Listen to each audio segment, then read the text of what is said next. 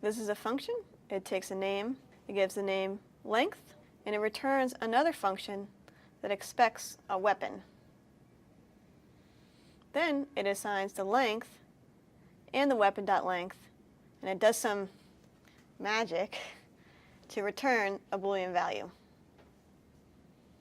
You can imagine this is our deep learning algorithm that's going to tell you if someone's a murderer or not, or if they could possibly be one. So let's take a look at how this one works. So let's just put us there. And so we have our new clue.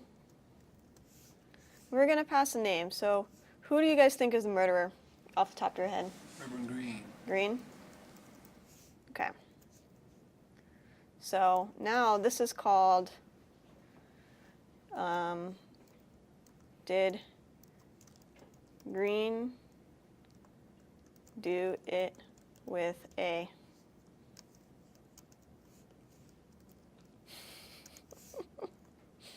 Did Green do it with a Okay.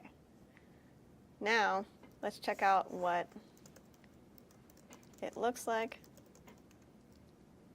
All right. So did Green do it with a is a function that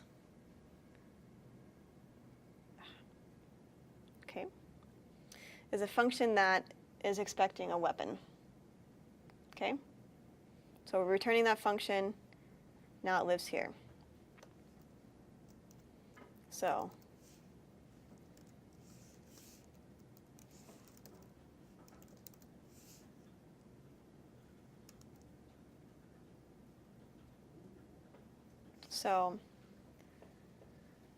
what we can do here is we can pass. So how this works is, so we pass the name, right? Name. We save it here, and then we return this function. For the same exact rules that we mentioned before with the parent execution context only being initialized once, it's going to retain access to length. And so you can do it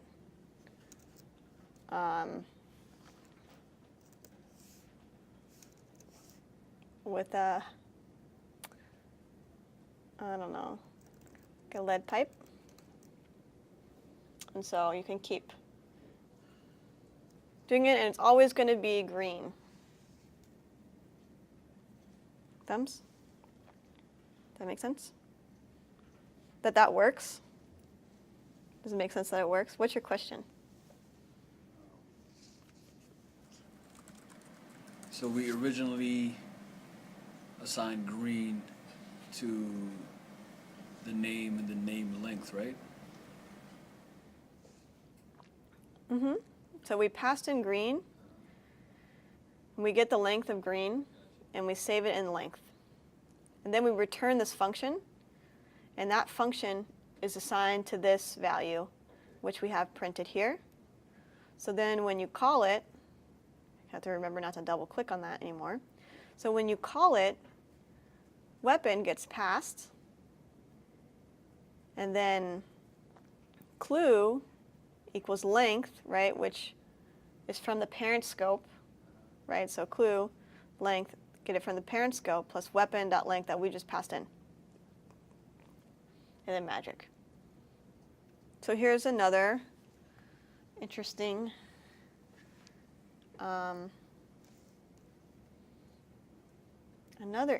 thing, applying the same concept here, where we have the axis, we have the axis in our parent scope. The difference here is what? What are we returning here? An object with two functions in it. So this one is our count clues function.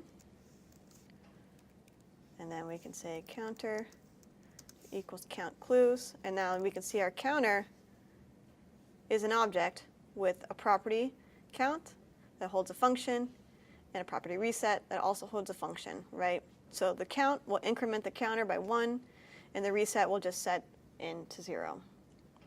So we can do multiple counters, again, for the same reason, because when I initialize this execution context, it's going to be separate than the first one.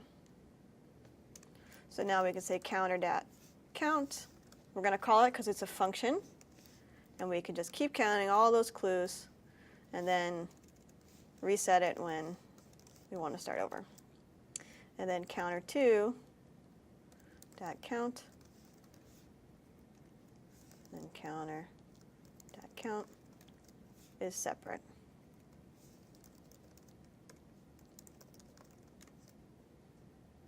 Well, it's misleading because they're like around the same number. There. Okay?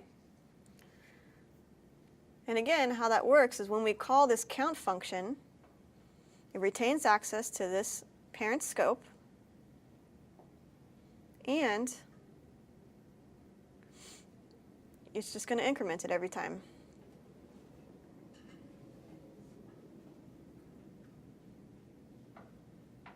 Has anyone done any of these kinds of things before in their code?